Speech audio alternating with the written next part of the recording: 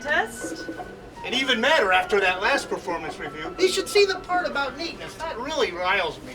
I mean, let me find that. I can show you. Never mind, Professor. What do you know about ergonomics? Let's see. Sell high, buy low. No, that's economics, and you have that all wrong. But what I mean is ergonomics. Egocentrics, exaggerations, excess, exuberance, those subjects, I know, geez. No, ergonomics is human factors engineering, how to arrange and design devices, machines, or workspace so that people and things interact safely and most efficiently. This is a way to avoid cumulative trauma injuries. Easy for you to say.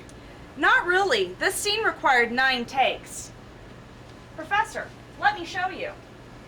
Let me get my face shield in case there's head spinnings or green hurl or projectile vomiting. No, that's The Exorcist, a movie. This is ergonomics. I have an expert that can help us. Here's our expert. Heidi, could you tell us a little bit more about ergonomics? Sure.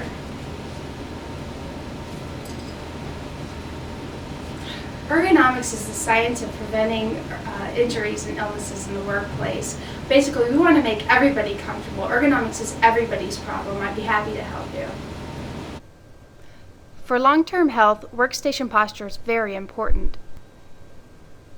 The monitor should be at or slightly below eye level.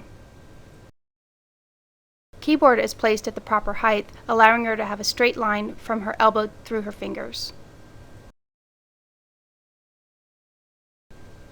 Not all people are alike. That's why it's important to adjust your workstation for your own size. Here are the signs and symptoms of an ergonomic illness.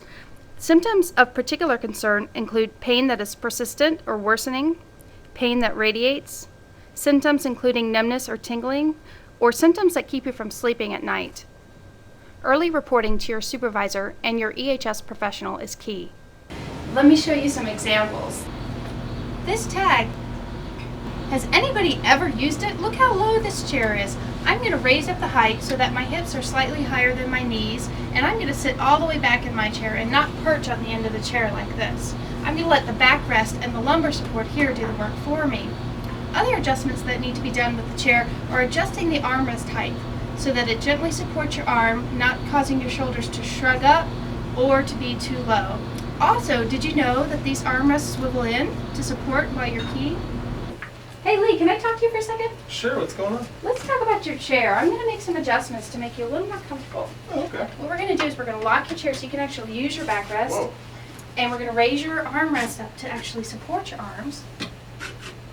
Yeah, nice. And let me show you how to adjust your lumbar support. Stand up here. Yeah, okay. We're just going to raise this up so that it supports your back. Whoa, you're telling me that thing moves? Yep. Wow, nice. Try that out. Hey, yeah, that's good. Good. Let me show you something special about this particular lumbar support.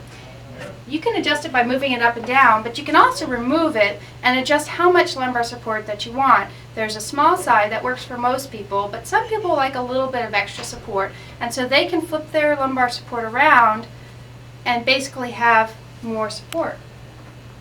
Just like this. Perfect. 29 inches. 27 to 29 inches is the perfect height for a desk. Let's talk about this monitor. When I'm looking straight ahead, I'm looking at about here. You want to be looking in the top third of your monitor, so it's not bad, but it could be better. By removing the CPU and putting it off to the side and dropping the monitor down onto the desk or onto a very short monitor riser would be better. This workstation is an example of a poor ergonomic design. The mouse pad is too far away, you have to reach. It should be right next to the keyboard on the keyboard tray. Another problem with this workstation is the angle of the keyboard. What you would want is a flat keyboard so that you're not having to type in a non-neutral position. Hey Jerry, let me talk to you for a second about your keyboard tray. Let me show you how to make it a little more comfortable and a little bit better for your wrists. Okay. Here, if we change the angle from this angle to either a flat or a non-neutral angle, that's really going to help your wrists out. Try that. All right.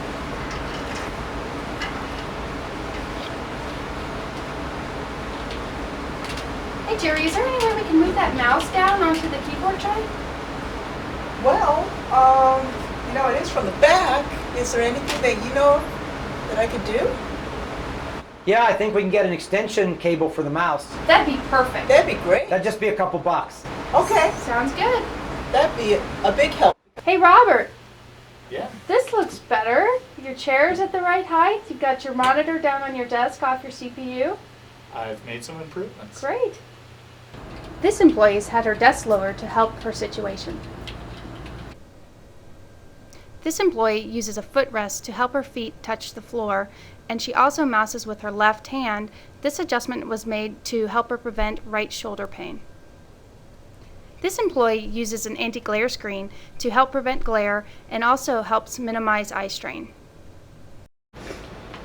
Here's a classic example of an awkward posture, cradling the phone hands-free. And uh-oh, look what can happen.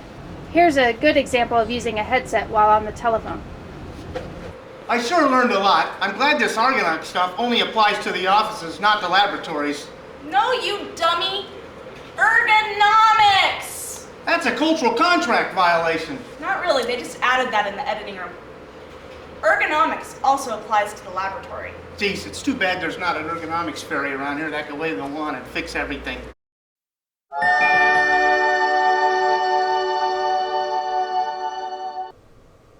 Repetitive motion like this can cause long-term damage.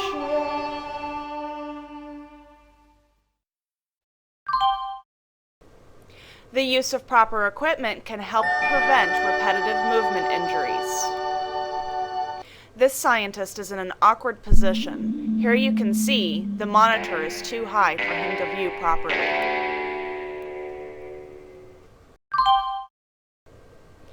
Here is one solution. The scientist is now on a taller stool and can view the monitor better. Here is the second solution by moving the CPU to the side and having the monitor flat. Repetitive awkward positioning, like this scientist is doing, can also cause long-term damage.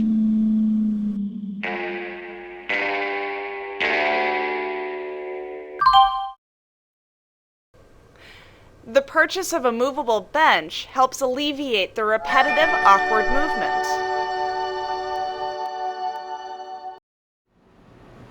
I sure learned a lot about ergonomics today, including how to pronounce it. We all need to evaluate our own work situations and take charge to make our own individual ergonomic improvements. Make it happen.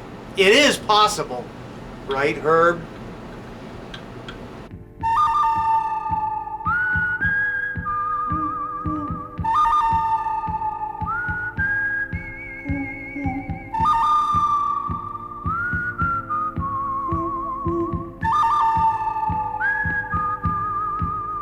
Yes?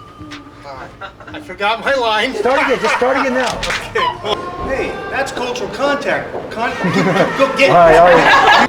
I sure learned a lot. I'm glad this Argonaut stuff only applies to the laboratories and not the offices. No, you dummy! Ergonomics! Hold it. You blew that. It's the other way around. Only applies to offices, not the laboratories. Yeah. Go ahead. Okay. Let me make sure you're in frame, and then just go ahead. It's already on. Buy low, sell high. What? Buy low, sell high. Yeah, okay, that's it. Buy low, sell high. No, you dummy! Ergonomics! They just added that in the editing room. Easy for you to say. Not really. This scene required 9 takes. Okay, so I get a role model out of this because I'm in the safety video, right? And if I don't make the cut, at least a P plus. What do you say? Yes. No. Come on, Bob. This isn't rocket science.